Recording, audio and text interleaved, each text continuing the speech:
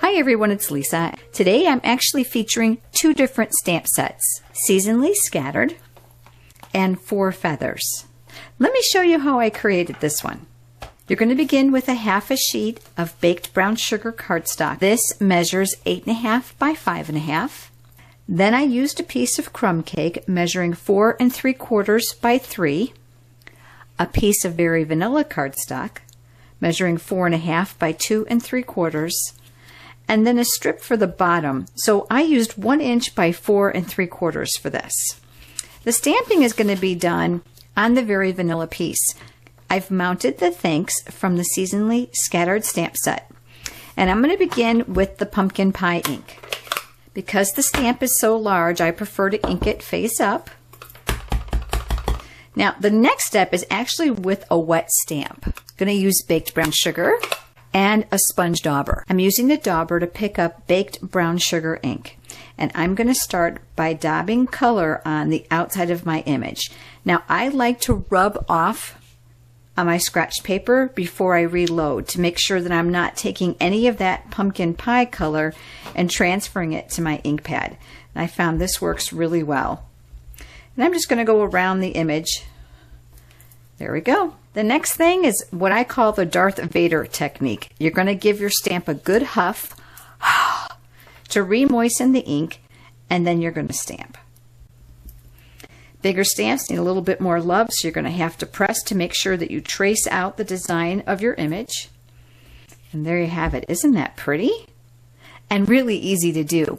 Now let me show you how the rest of the card goes together. These two pieces are just going to layer, so I'm going to add some adhesive here. That strip that we cut, we're going to use the dauber again and just sponge on some color on your edges just to kind of tone it down a bit. You can also sponge around the vanilla if you choose. And then this strip is going to go at the bottom. I find the easiest way is to run adhesive on the back and then just line it up. And I love to use my grid sheet for this so I can see if it's fairly even. So obviously this is going to go here, and I did use dimensionals. But let's talk about the feather. I used a piece of crumb cake cardstock and the feather image from 4 Feathers stamp set. And I inked it in the baked brown sugar.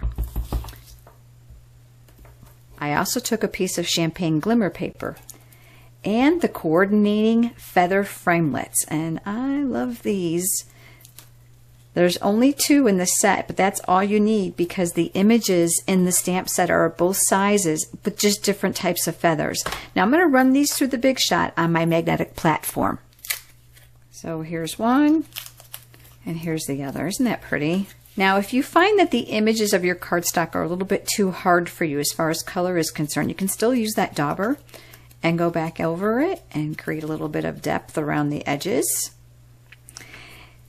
And then when I put the whole card together, I actually used a couple dimensionals to attach it. And you're going to see here that I added a little bit of baker's twine. What's interesting is you're going to see how the variations of colors between the two cards is actually very different. Every single one of those is going to turn out a little bit different depending on how much you sponge and where you sponge. But let me show you the dynamic duo to this project. I'm a candle lover, and thanks to my mom, she provides me with these wonderful smelling candles. But I just took a piece of vanilla cardstock and I stamped it in the exact same technique, and I wrapped it around my candle. Now, when you go to put the paper around here, it's going to be very stiff, so I used my bone folder to break it down, and I just adhered it to the back, created the exact same feathers, glue dot with some baker's twine for a really cute table favor or even a gift. These are today's dynamic duos, and I hope to see you next week for Make It Monday.